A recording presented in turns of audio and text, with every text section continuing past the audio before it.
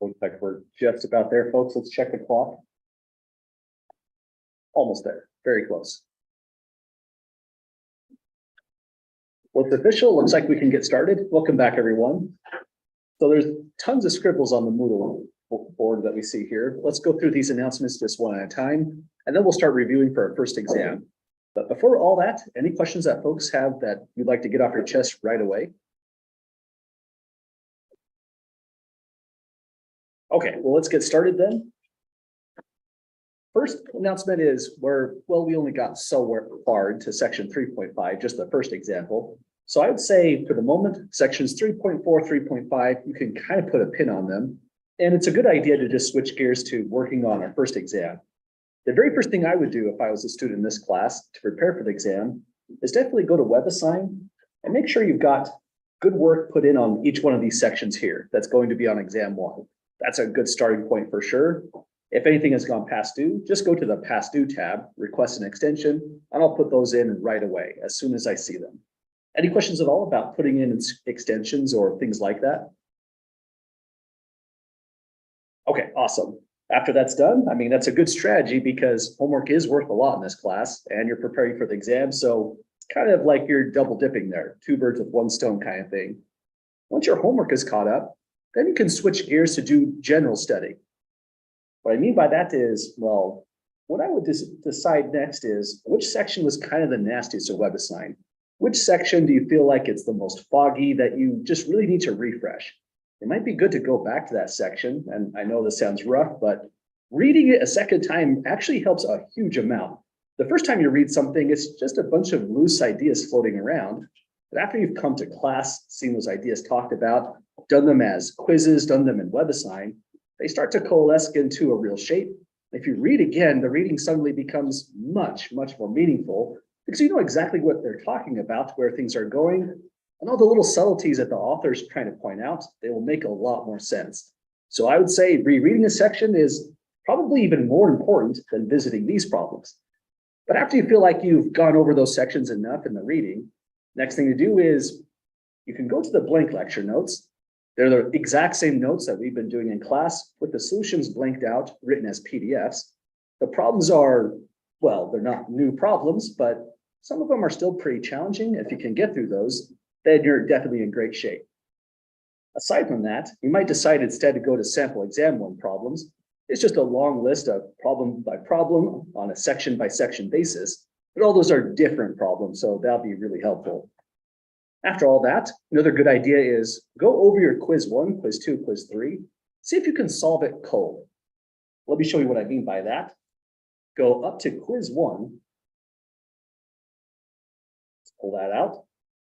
Just get the blank document here. And if you can solve this cold, then go back to your graded quiz 1 and see just how close on target you are. You might have nailed every single concept there, and that's really great in that case because the quizzes were meant to be great examples of real exam questions that I might ask.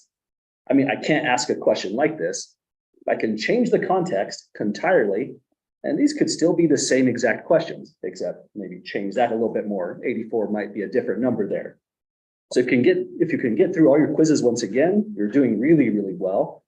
And if there's a problem that you missed, I don't know if it was say quiz 1, quiz 2, or quiz 3, and I try to get feedback, but if my feedback doesn't even make sense, definitely try to get some clarification on it. You're welcome to email me over the weekend. And because it's an exam weekend, I'm going to be checking my email more often than not. You could just send me an email, maybe take a picture of the portion you're looking at and say, hey, Mike, I'm just not sure how part B goes on quiz 3. Can you explain further why I mixed credit on this?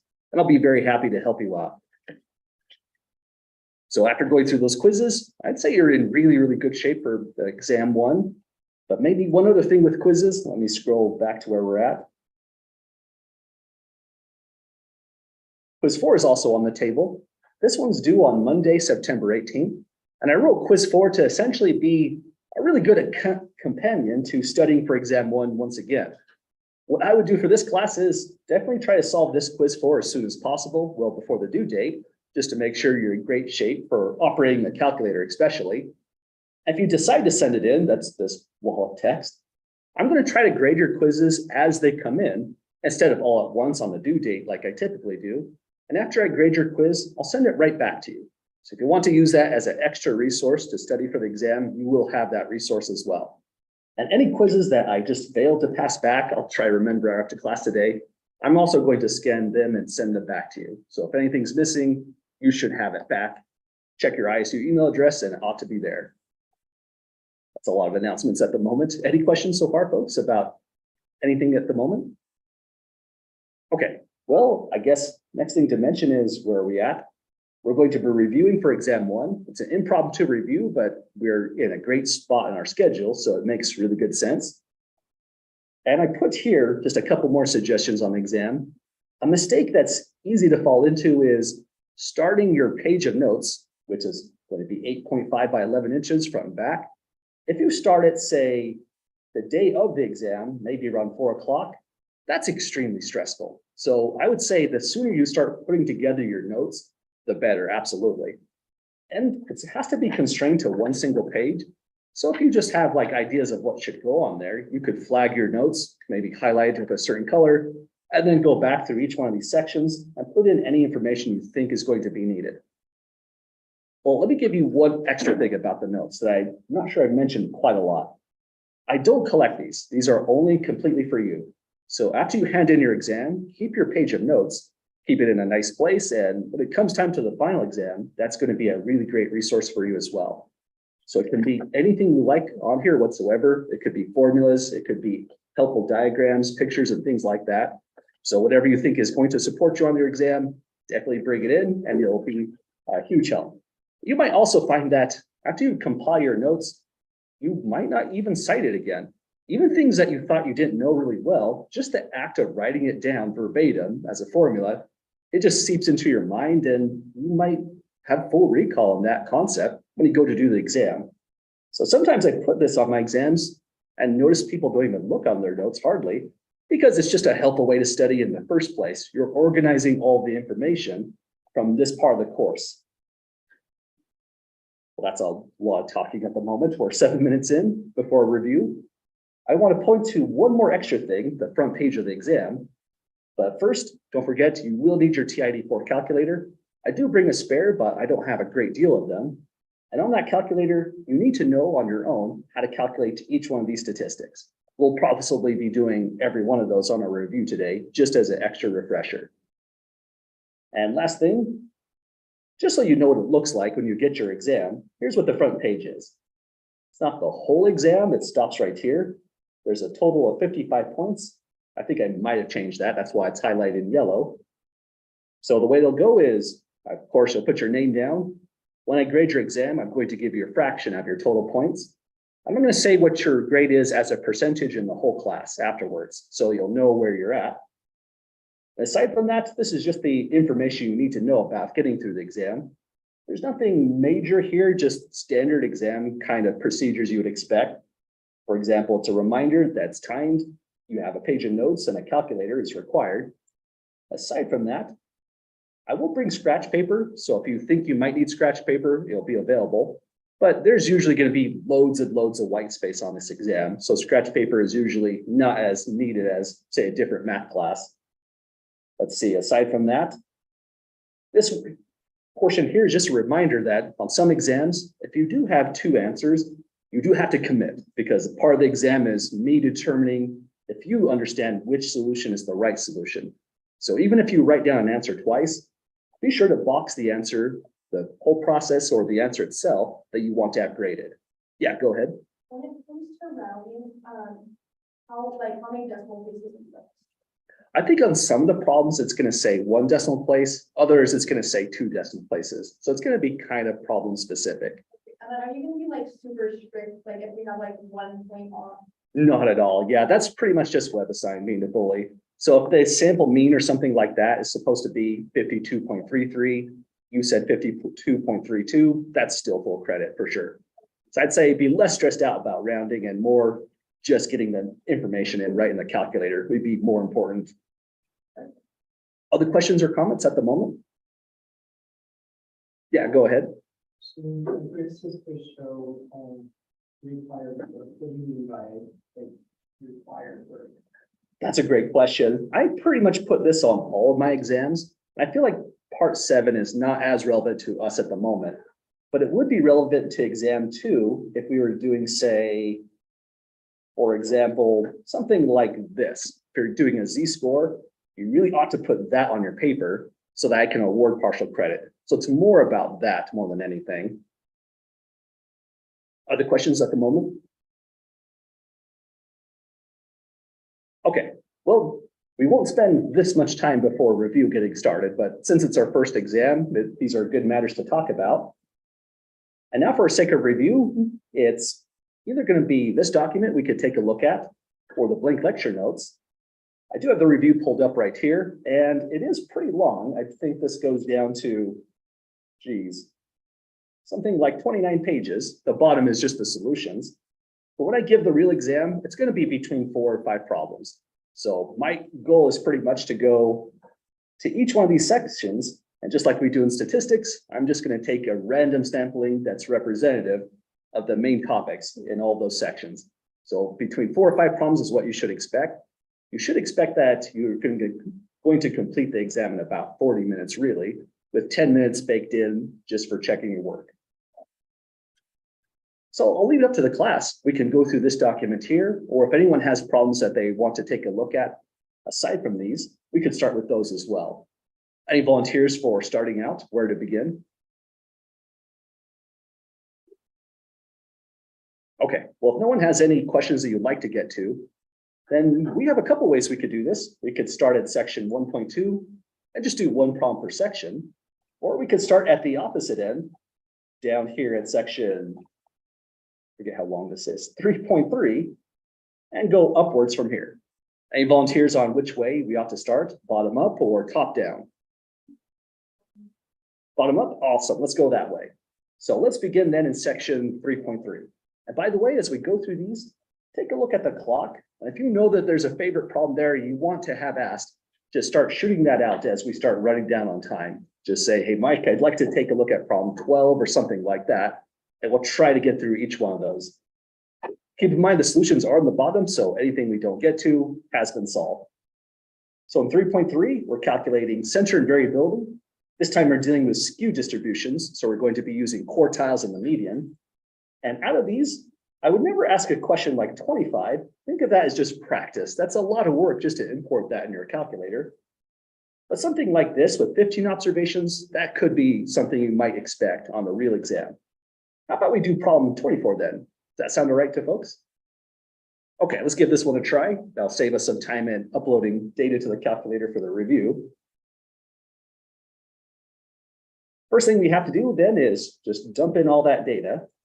So I'll get quiet for a moment while everyone's punching this in.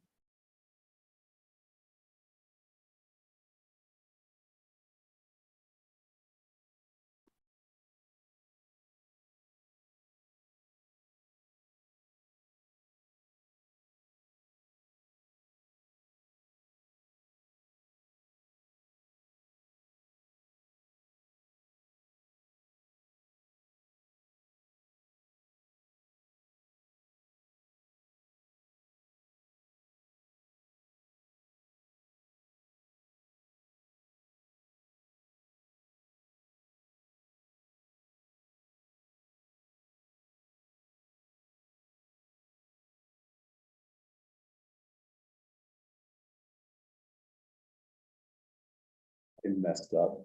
I'll try this. Oh, I missed those 2 values. How did I do that? Okay.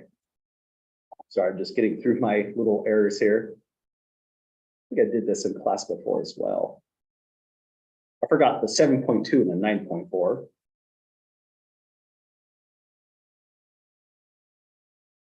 I'm not sure if my data is all correct, but let me hit stat, calculate, and let me know if this is looking about right. Are folks in class getting about these numbers so far?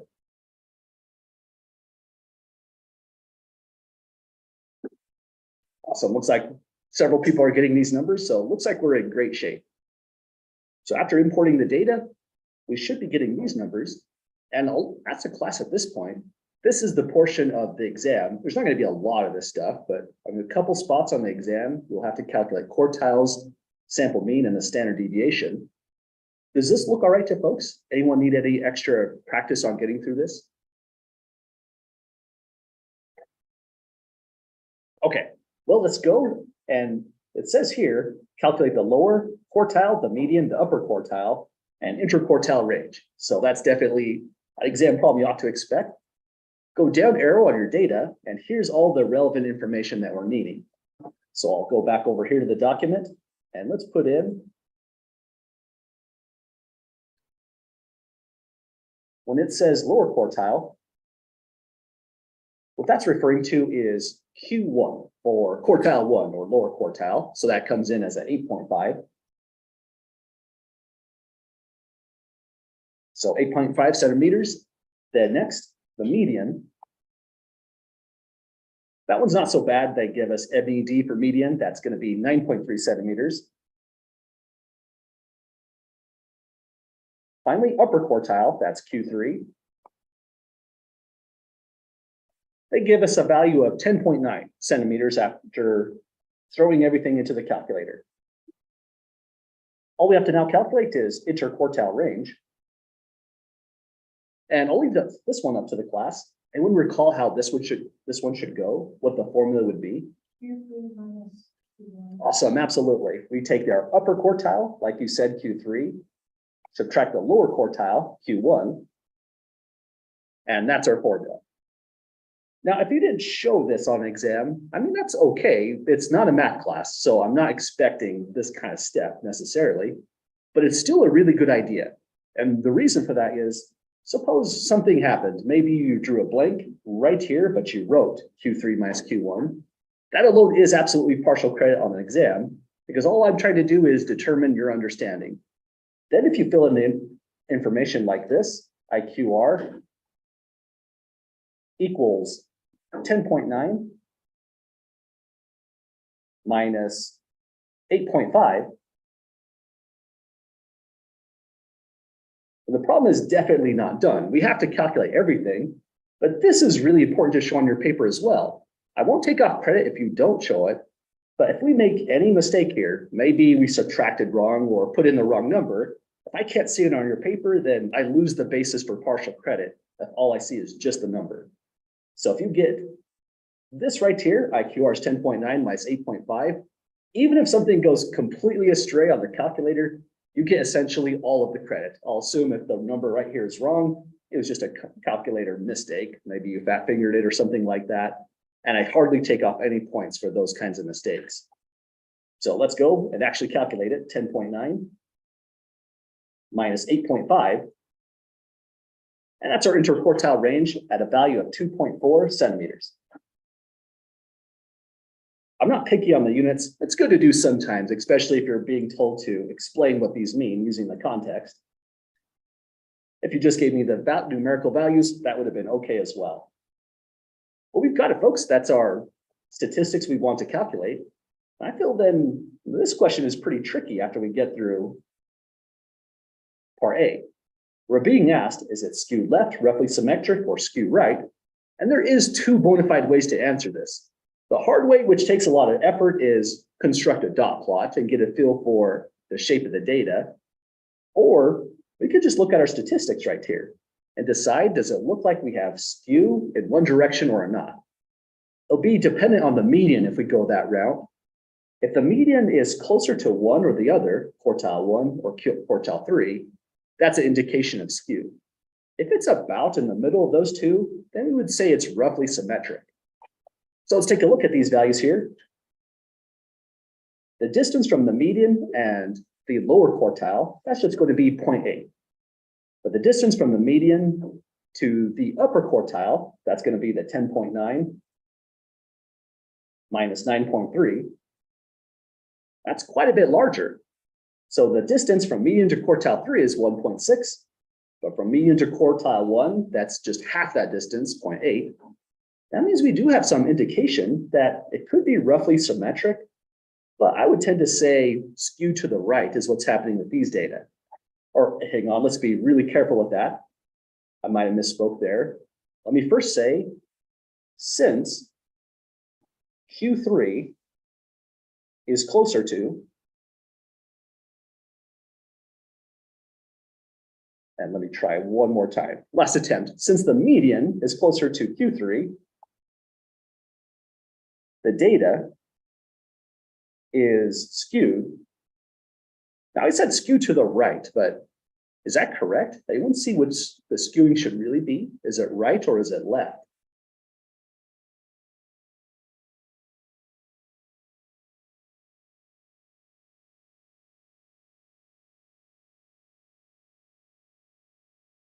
Hang on, I think I made a mistake right here. Said closer to Q3, but it was closer to quartile 1. The distance here was 0.8, and the distance here to here was 1.6. So that's where I think I was getting mixed up when I picked that right there. I put in the wrong value. So the median is closer to Q1. So would you all agree that ought to mean skew to the right on this case? Awesome. So we'll say here, since after corrections, we're closer to Q1, the data is skewed to the right. And I'm not completely certain which questions are actually on the exam. I wrote this a couple weeks ago, so I would be a little bit foggy on that and not cheat by telling you what are the actual questions. But let me show you where I would go to the notes for if this is on the exam, this might be something good to have. This concept came from, I believe, section 3.3, and it was this information right here. Now, just like I normally do with classes, I am going to save this document and post it on the Moodle website. It'll appear just under the sample exam 1. I'll call it the class solutions. So anything that we write down or screenshot and throw in, it's not gone forever. You don't have to go to the YouTube video. It'll still be on this document here. So that's our part B. Any questions at all, folks, with this portion here? Okay. Let's see, there's more follow-up questions on this one. Looks like 3 parts, and they ask us, what is the 75th percentile of these observations? I feel like that's a tricky question because it's a concept question. It's really about definitions. Anyone happen to know what the 75th percentile would be? Yeah, go ahead. Exactly. Always when we do quartiles, these are in fact percentiles altogether. So Q1 is the 25th percentile. At Q3 is the 75th percentile. So that means really all you have to write down here is Q3 equals the 10.9 centimeters, like you said, and that completely does it for that problem. We just had to know what is the real meaning. Median is the 50th percentile, and we call Q1 the 25th, Q3 the 75th. So I feel like this one is definitely kind of a tricky question for sure on a real exam. What made it tricky is part B was an extraneous concept. Part C is a definition type problem. And when I go to write these questions, I try to balance it out. So not every single part is going to be nasty necessarily. But we got through it, folks. That's dealing with getting quartiles and medians. Well, any questions at all before we go to section 3.2? Okay, let's pick our favorite problem out of that next section then. In section 3.2, now we're dealing with approximately symmetric distributions, at least approximately symmetric. We have some data here, and the typical things are calculating, say, variance, it could be standard deviation, those kinds of things. So I'll leave it up to the class. Looks like 22 is a little bit more involved, and 23 is shorter with tons of data. Any volunteers for the problem to do?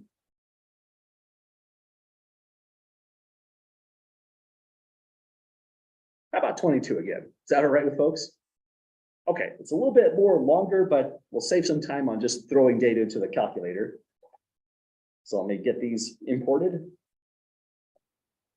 And try not to make that same mistake and cover up all the data. Or some of it. Okay. So back to the calculator. Hit your stat button. Enter right away. Up arrow, clear, and enter again. That gets us all set up to throw in the data. I'll type these in while you're working on it as well.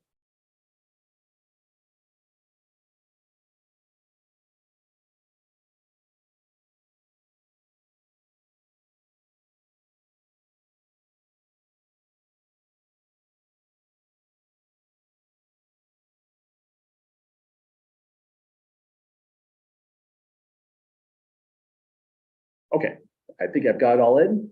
Once it's all there, standard procedure is hit your stat key, right arrow, and loads of entries until the data pops out.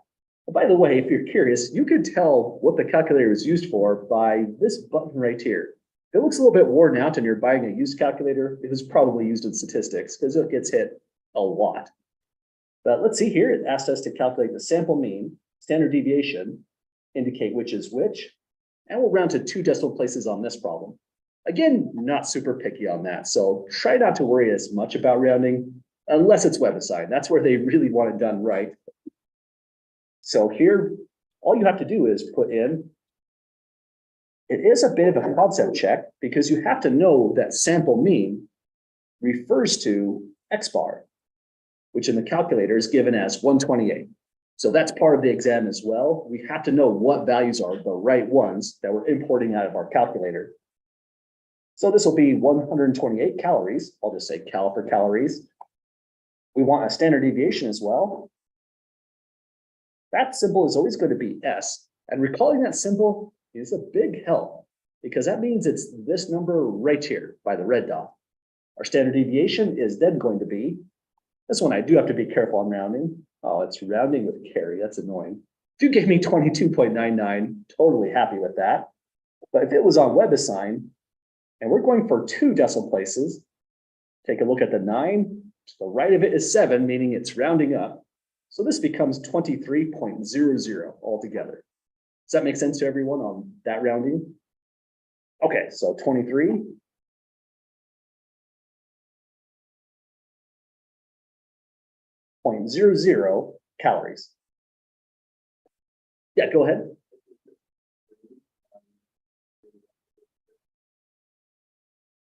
In WebAssign, absolutely. Yeah, it would have been okay with that. And honestly, that was kind of weird that I put the zeros in here as well. In some classes, that's expected because it alerts people it was rounded to do 2 decimal places, but kind of unusual for what we would see in this class. But I'm not too picky about those matters, and neither is WebAssign. Other questions so far? Okay, let me expand this. It also wants the sample variance of these data. This one's kind of a trickier concept style of a question, but here's how it goes. The variance is S squared. That means really all you have to do is go, take your value for S, it's 23, and square that thing, and that's what's giving us our variance. So calculator, fastest way to square a number is punch in the number, and it's the power 2 button you could use.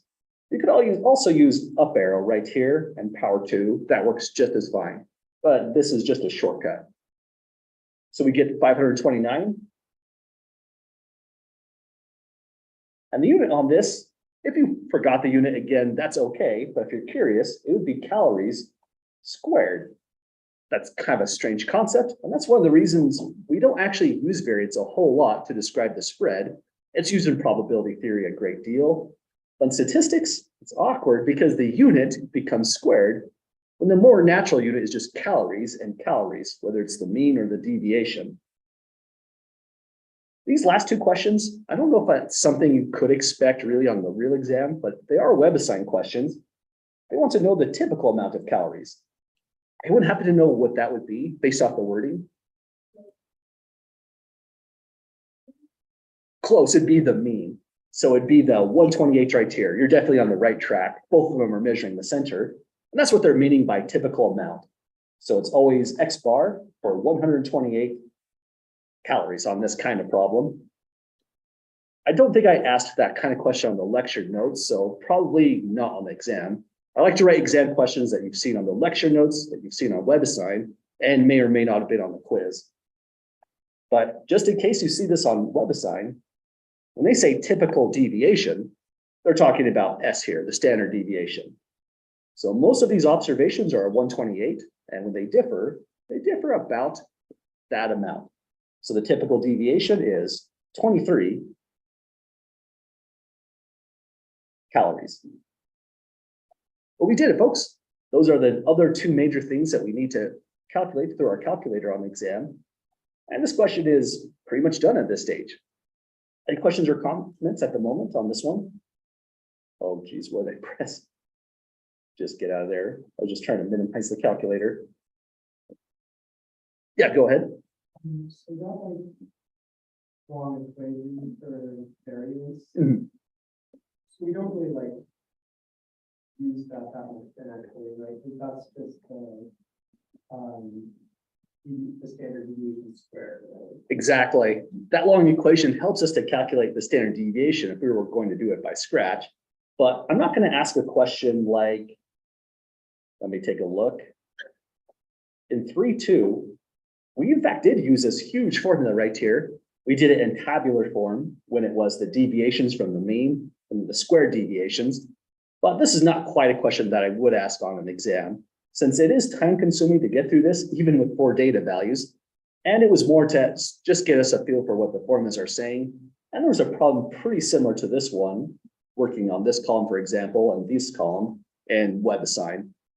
But for the end of the day, although these are great, we should know what they say and what's going on with them.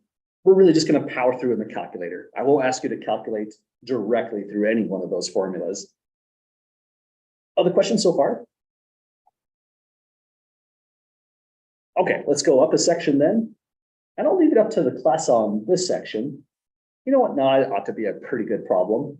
It's selecting the right measured numerical summaries, whether you're using the sample mean or the median, for example.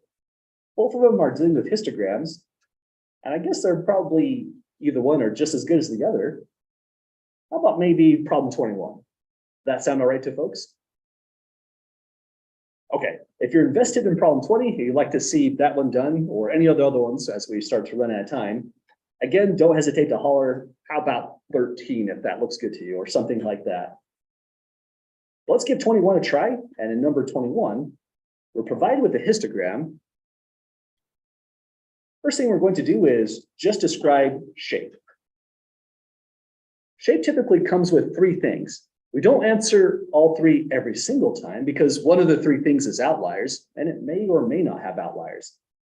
But one of the things we always decide to answer here is unimodal versus bimodal. I'll leave it up to the class on this one. Would you say these are data are unimodal or bimodal data?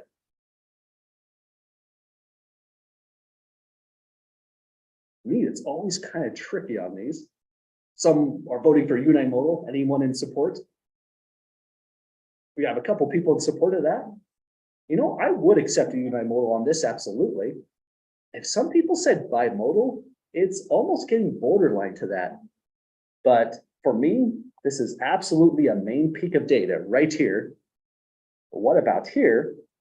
Something's happening, and it could have just been a blip in the data. Random sampling could cause weird things to happen, but there was a gap, and then data seemed to be almost accumulating again. I still would say unimodal is probably a good answer on this one. So let's go for unimodal. And now let's go to the other concepts. What about symmetry on this? Would you say roughly symmetric or skew in a direction? I do agree with skewing on this. And especially if you said unimodal and your eyeballs were going here as the main peak, it looks like we have right skew. The data is just spread out, falling off, going to the right, trailing off in this way. So we have a picture for right skewed. And if you stopped here, I'd say that's terrific. To my eyes, there's no real apparent outliers. Everything seems to follow a pattern of skew to the right, where data is slowly trailing off. There's no huge separation. There's no, say, scale going off to 1,000 with an observation way, way out there. So I would probably say, just to tie it off, no apparent outliers. And that would solve this question right here. You know, one thing I probably would want to spend a little bit more time on is this concept here, unimodal versus bimodal and so on, because they're always really, really tricky. And I often would point towards where I see the main peak to try to help out. But if it's helpful for you all, try to think in these terms. Suppose you were going to put a curve to these data, a curve that tries to go through the peaks as best it can without being too bendy. It has to be a nice, gentle, smooth curve. that tries to hit all those peaks, my curve would probably be about like this. It would peak around here, start coming down to get around to these data values, and then just sort of trail off in this way. It's not a perfect curve. It's not trying to hit all the peaks exactly. But if you have a picture that looks like this, it looks unimodal in this case. Does that make sense trying to visualize it that way? Okay, there was a quiz where this turned out to be a really tricky problem. And since we're reviewing, let's take a look at that quiz right away. I believe this was quiz, oh geez, I forgot. It might have been quiz 3. Let's take a look. Yeah, that looks like the one I was thinking about. This one's tricky, but let's apply that same sort of strategy of putting a curve to it. What made this one really tricky, and I can see why what makes it tricky is, if you see this right here, we might think of that as a main peak, but this one's just as high. However, it's still really truly unimodal data. The data is just accumulating somewhere right here. The main peak is really just in one location. But now if you try to fit a curve to these data, that curve would go about like this. It would come in, go up and around, then fall down pretty rapidly, maybe go about like that to account for the trailing observation clear out here. This curve has one main peak, and that's what's making these particular data fit a unimodal description. Does that make sense in seeing it that kind of way? Okay, so if your data could fit a curve that looks a little bit more like this,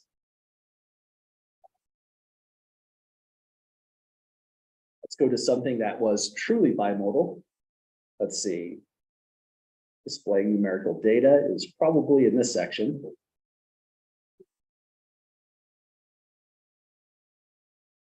Don't think we had bimodal data. Well, let's put one down right here. I think we had it on the chalkboard. That was the issue. So if our data looks more like this,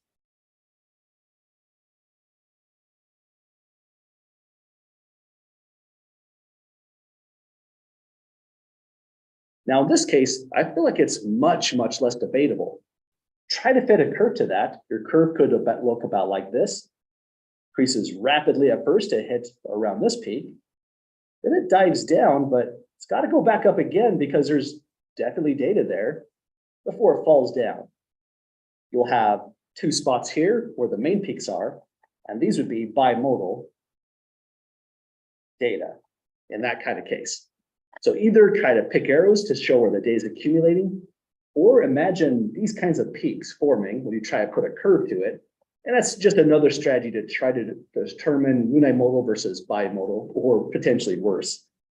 I'll take a screenshot of this. In case you want to revisit it, it'll be on, clear that out, right above problem number 21 that we took a look at. Well, we described the data. Looks like we have unimodal, skew to the right, and it's a very apparent skewing to the right. And so now this next question is definitely kind of tricky. We want to know what describes the center for these data. Any volunteers for the best statistic to describe the center? Sorry, say again? Yeah, exactly. That would be the median, absolutely. It's going to be the median for sure. And when it says explain your choice, you don't have to be too wordy. You could just say simply because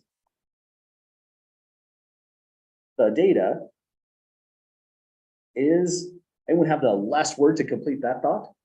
Exactly. If you have skewed data, we are clearly picking a median over the sample mean. We'll say here because the data is skewed. So it's a tricky question. It's good to hardball this one because when it's asking you which statistic represents the center, it's not telling you to calculate anything. It's just saying, if you had all the raw data, what statistic would you actually use? We would have to pick the median. And same kind of idea here, if it's asking about variability. This one's a little bit faster because these certain statistics are paired together. The sample mean X bar always goes with S, the standard deviation. And if you picked the median here for center, you must pick interquartile range for variability. Those statistics always go together. I will say because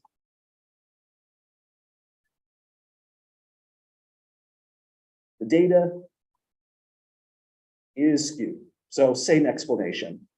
Or you could have said, because we picked the median in part B. That would have qualified absolutely as well. Well, that gets us through that problem there, folks. Any questions or comments at all about this one? Okay, let's scroll up then. We have completed our section 3.1 problem. Now we're going back up to chapter 2. And it's kind of been a while. I forget exactly what happened in chapter 2. So let's take a look. Here we're displaying numerical data. We'll be doing things like dot plots. We won't be doing stem and leaf displays, and I won't ask you to construct a histogram. So I just copied the section title verbatim, but if you thought of it in these terms, that's more along the lines of what we really focused on. Dot plots and histograms right here, just not actually producing them. So here it's going to ask us to compute a dot plot. Same on this one, but that one will take all day. And next one is just asking us to analyze a histogram. So I'll leave it up to the folks. Should we analyze the histogram or practice doing a dot plot?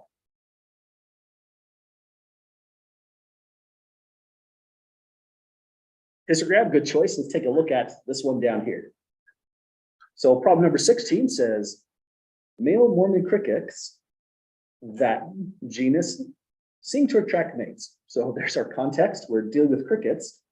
And now a field researcher, probably a graduate student, measured the duration of 51 unsuccessful songs. So that's a really weird description, right? They mean the time until the singing male gave up and left his perch. So that's what all these data are really about. But it says singing time here. Again, it's the amount of time that cricket was singing before it just gave up and went somewhere else. So below we have a histogram of the 51 singing times, along with summary statistics. I should probably delete that part right there. I removed the summary statistics. Sorry for that weird inconsistency there. This problem doesn't use the summary statistics. It was more about just dealing with the histogram. And this first question it's going to ask is really kind of the mechanics, the nuts and bolts of what the histogram is trying to show. We want to visually estimate. So your answer doesn't have to be perfect. It just has to be close in the right ballpark.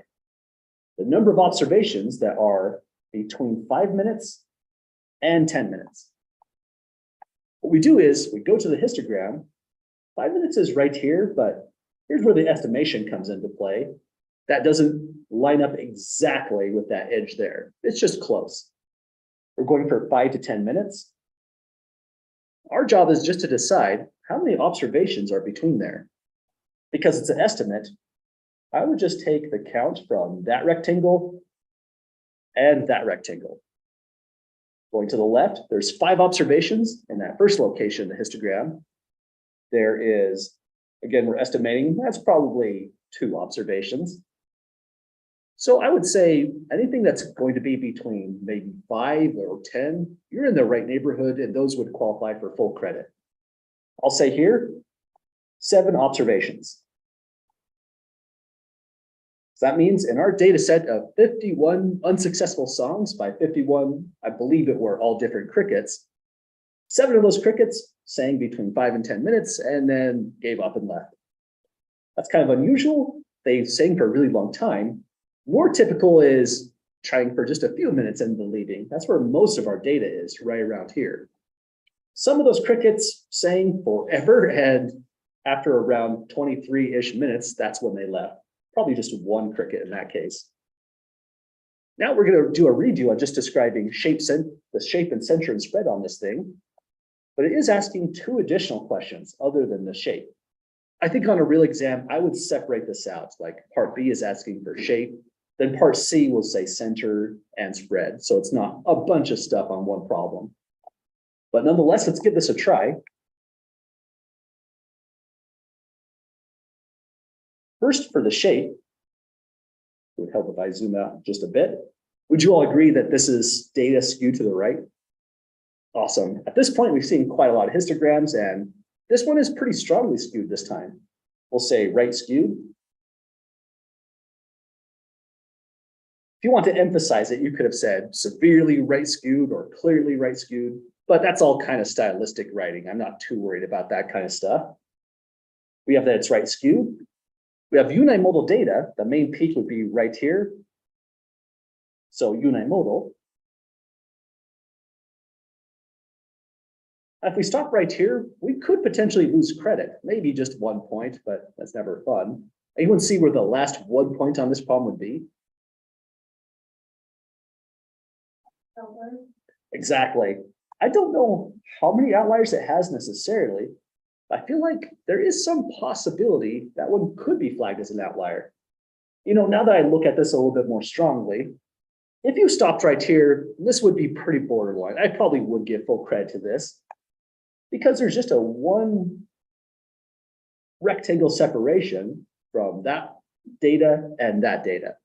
Nonetheless, if you're thinking on the 1.5 IQ or rule of thumb, that probably would be flagged as an outlier because of how far away it is from this main body of data. So let's say there is a suspected outlier.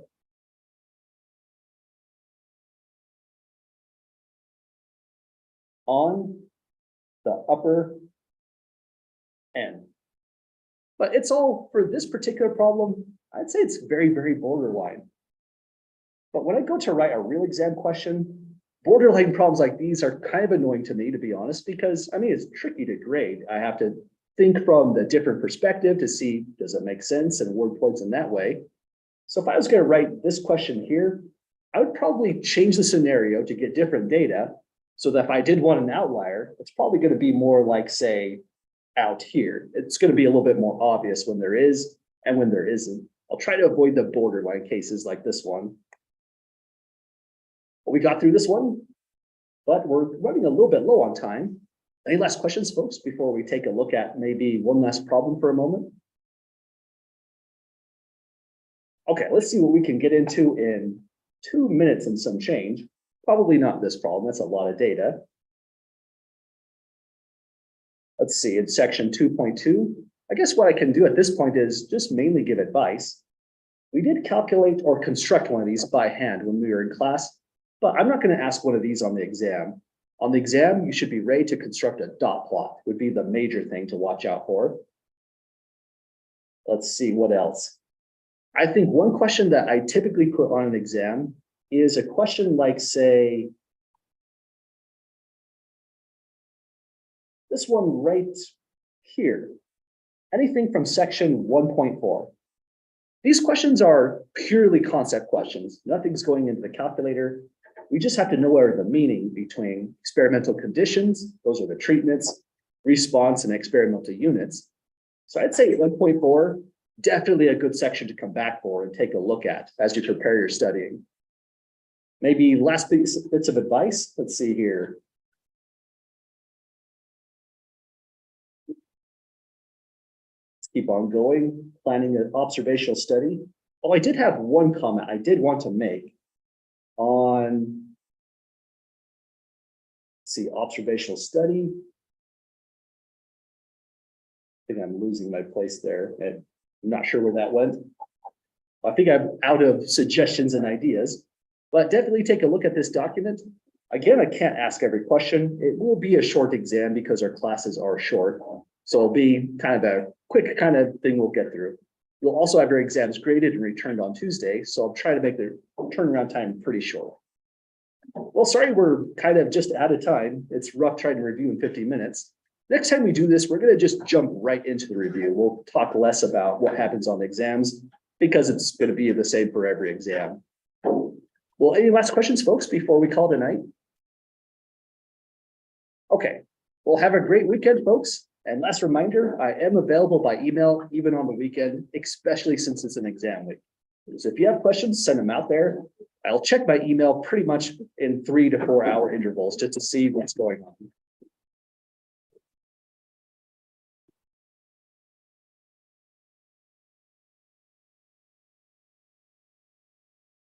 Yeah. You should be able to go back in there. Yes, so I did just go. Is it okay if I extend when I have my because Oh, yeah, absolutely. Yes, absolutely. So with extensions, you can request an extension at any time. And say you did request an extension and you did 2 of those sections, but you did get the 3rd one. Yeah. Just request an extension again. It'll never annoy me. Put them in as much as you need. All right, thank you so much. You bet. So I was distracted. I was trying to make a note page for the entire class. Would this be an appropriate note page by your Absolutely. terms? I'm never gonna really measure it, so I'll never do this. The reason I know. say that is it's I more, just meant more like Yeah. on the structure, like Oh, with gotcha. these kind of notes, not like actually measuring it. gotcha. As for the content on the notes, let's see. Yeah, this is great. These are the actual definitions.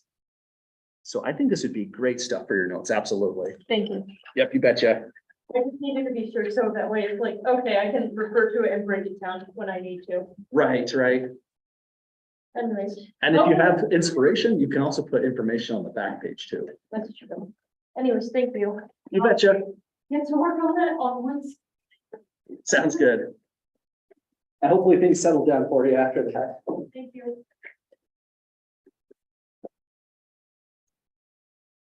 Hello.